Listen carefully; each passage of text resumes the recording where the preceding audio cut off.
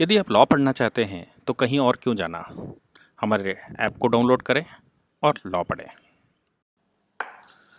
नमस्ते सदावत्सले मातृभूमि।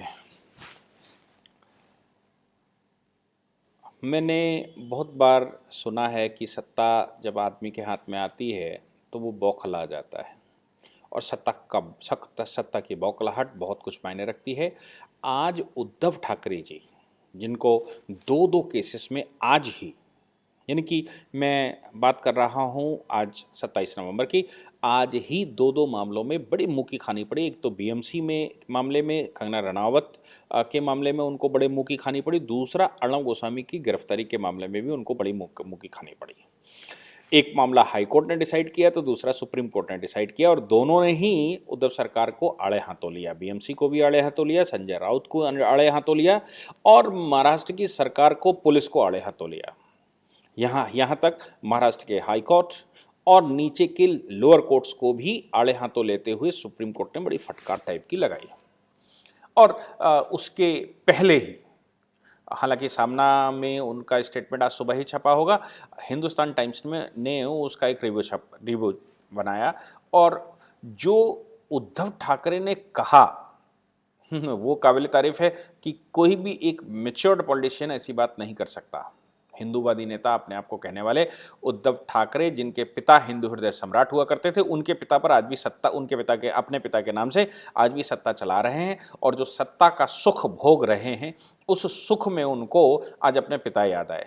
खैर, मुझे तो ताज्जुब होता है कि उनको पिता कैसे याद आए। अपने पिता के याद करने पर वो हिंदू हैं ऐसा उन्होंने कहा। मैं मान लेता हूं कि वो हिंदू है और साथ में उन्होंने कहा कि मंदिरों की घंटियों से बजाने वालों के आधार पर हिंदू नहीं कहे जाएंगे। मैं ताज्जुब में हूं कि उन्होंने कहा मंदिरों की घंटियों को साथ में इन्वॉल्व करते हुए हिंदुत्व की परिभाषा की। उन्होंने कहा मैं हिंदू अंदर से हूं, मैं हिंदू हूं टेररिस्ट को ख़त्म करने के लिए, मैं हिंदू हूं ये ख़त्म करने के लिए, मैं हिंदू हूं सुशासन के लिए। मैं समझ नहीं पाया कि हिंदुत्व का इससे संबंध तो है, लेकिन हिंदू ऐसा भी होता है क्या? ओवैसी को प्रधानमंत्री बना दिया जाए और वो टेररिज्म को ख़त्म कर दे तो वो हिंदू कहलाएगा क्या? तो ये हिंदू की जो परिभाषा है, ये हिंदू की परिभाषा एक नई परिभाषा उद्धव ठाकरे ने दी और उस परिभाषा को मैं सोचता हूँ कि एक आध दिन में लोग इंटरप्रिटेशन करेंगे और देश के लोग भी इंटरप्रिटेशन करके उद्धव ठाकरे को बताएंगे कि उनकी परिभाषा क्या है और हिंदुत्व की असली परिभाषा क्या है।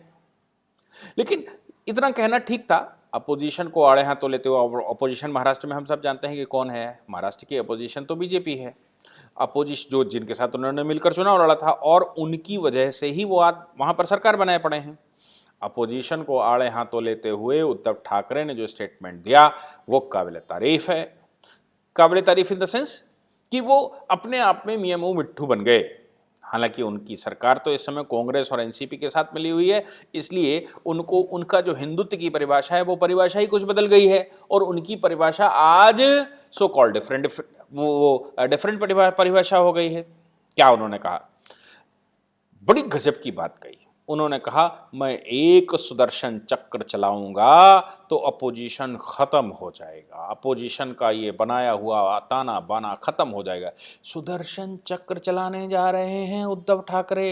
ये तो बिग न्यूज है, संसार की सबसे बड़ी न्यूज है कि भगवान का अवतार पृथ्वी पर हो गया है। भगवान सुदर्शन चक्र लेकर आ गए हैं। उद्धव ठाकरे ने अपने आप को भगवान घोषित कर दिया है। उन्होंने श्री कृष्ण अवतार घोषित कर दिया है। उन्होंने कह दिया है कि मैं सुदर्शन चक्र चलाऊंगा तो पता नहीं क्या कर देंगे। वो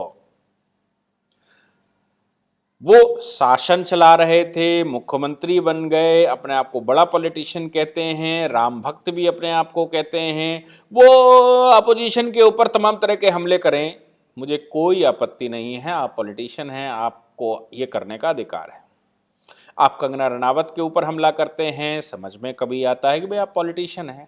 आप अर्णब गोस्वामी के ऊपर हमला करते हैं, समझ में आता है कि आप पॉलिटिशियन हैं। आप पालघर केस को छुपा लेते हैं, समझ में आता है कि आप पॉलिटिशियन हैं। आप एक महिला, एक पुरुष की पूरी संपत्ति आपकी बीवी लिखवा लेती है और उसकी जो आत्महत्या की उसके मामले में आप उनको फंसा देते हैं, ये भी समझ में आता है क्योंकि आप पॉलिटिशियन हैं।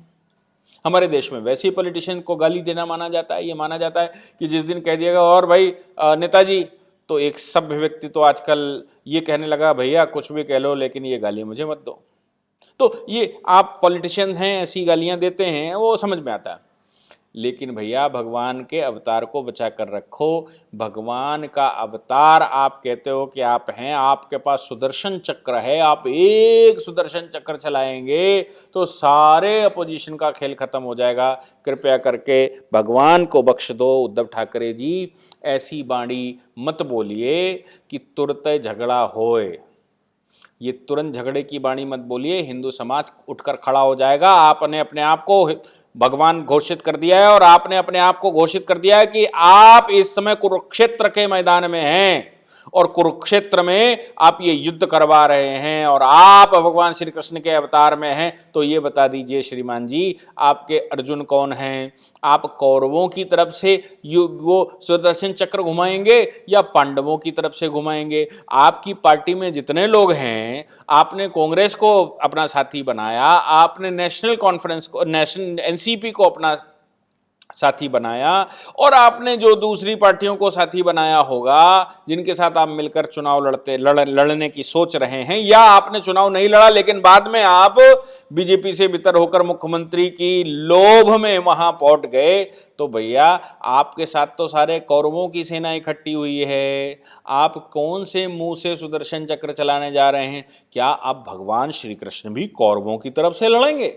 मुझे आश्चर्य है कि भगवान अब कौरवों की तरफ से लड़ने के लिए आपके रूप में अवतार ले चुके हैं। शर्म करिए उद्धव ठाकरे, आप अपने आप को हिंदू हृदय सम्राट कहते हैं और आप भगवान के अवतार के बारे में कहते हैं, और आप कहते हैं कि आप सुदर्शन चक्र चलाएंगे। आप सुदर्शन चक्र चलाएंगे का मतलब आप भगवान श्री कृष्ण हो गए, और श्री कृष्ण होकर आप कुरुक्षेत्र में खड़े होकर दुश्मनों को समाप्त करेंगे। यानी कि जो कंगना रनावत कहती है, जो उद्धव ठाकरे, वो जो अर्णब गोस्वामी कह रहे हैं, या जो वहाँ पॉलिटिकल पार्टियां दूसरी कह रही हैं, या जो वहाँ संगठन कह रहे हैं, या जनता जनार्दन कह रही है, आप उनको सबको सुदर्शन चक्र से खत्म कर देंगे।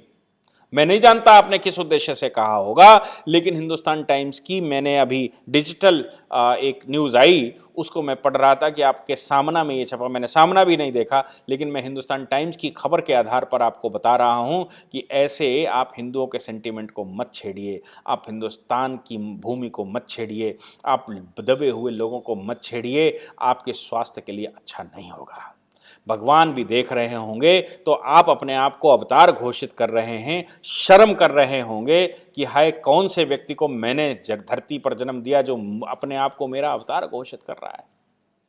भगवान अवतार के रूप में आएंगे तो क्या आप ये मानकर चल रहे हैं कि आप कल की अवतार हैं? क्योंकि कल की अवतार भगवान ने पुराणों में लिखा है कि कल की अवतार बोलेंगे मलेक्षों को खत्म करने के लिए, और मलेक्षों की परिभाषा उन्होंने किताब जो किताबिये हैं, किताबियों के रूप में की है कि जो किताब को मानते हैं वो मलेक्ष हैं। किताबियों के समापन के लिए भगवान जन्म लेने वाले हैं। आप तो किताबियों की गोद में बैठे हुए हैं। आप किताबियों की गोद में बैठकर सुदर्शन चक्र अगर चलाएंगे तो क्या हिंदुओं को समाप्त कर देंगे, हिंदुस्तान समाप्त कर देंगे, हिंदुस्तान की संस्कृति समाप्त कर देंगे, हिंदुस्तान के संस्कार समाप्त कर देंगे? माफ करिए उद्धव जी, मुझे आपका ये स्टेटमेंट अच्छा नहीं लगा। पॉलिटिक्स से करिए, लेकिन आप हमारे जो रिलीजियस सेंटिमेंट्स हैं उन पर मत छेड़िए। आपके स्वास्थ्य के लिए बहुत अच्छा होगा। भविष्य में अगर आप इसी सामना में माफ़ी मांगेंगे कि मैं सुदर्शन चक्र नहीं चला सकता, भगवान सुदर्शन चक्र चलाएंगे, सब खत्म करेंगे, तो समझ में आता है। Thank you very much. इस पूरी ऑर्गेनाइजेशन को चलाने के लिए आप नीचे डिस्क्रिप्शन से हमारे ऐप को डाउनलोड कर सकते हैं, जिससे कि लॉ स्टूडेंट्स को, लॉयर्स को और आम आदमी जो लॉ जानना चाहता है वो पेड क्लासेस का लाभ ले सकता है।